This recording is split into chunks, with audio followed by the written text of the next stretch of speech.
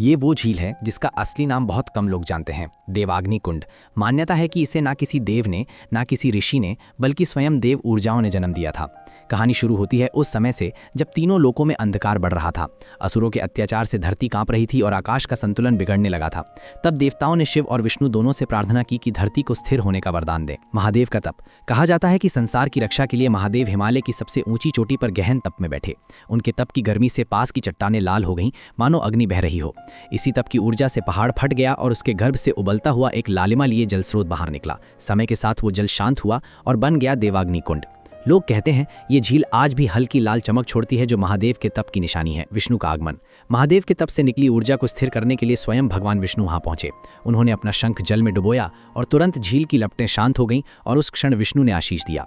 ये स्थान सदा शांति और संतुलन का केंद्र रहेगा। भूमिगत चमत्कार। देवाग्नि कुंड से कुछ ही दूरी पर एक रहस्यमय स्थान है, नारायण नाद सरोवर। यहाँ जल के मध्य 4 मीटर लंबी एक दिव्य मूर्ति है, जिसमें विष्णु चारों भुजाओं सहित शांत मुद्रा में शयन कर रहे हैं। चमत्कार की बात यह है कि इस सरोवर में पानी कभी गर्म नहीं होता, साल भर ठंडा और चमकदार रहता है। स्थानीय मान्यता है कि देवाग्नि कुंड का गर्म जल भूमिगत रूप से यहाँ पहुंचकर ठंडा हो जाता है और इसी कारण नारायण नाद सरोवर का जल कभी मैला नहीं होता। लोग कहते हैं कि कार्तिक मास में जब देवाग्नि कुंड पर लाल आभा दिखाई देती है, उसी समय नारायणनाथ सरोवर का पानी नीला और पारदर्शी हो जाता है, जैसे शिव की ऊर्जा और विष्णु की शांति एक साथ प्रकट हो रही हों। यदि आप भी इस दिव्य जोड़ी पर श्रद्धा रखते हैं तो लिखिए जय महादेव, जय नारायण।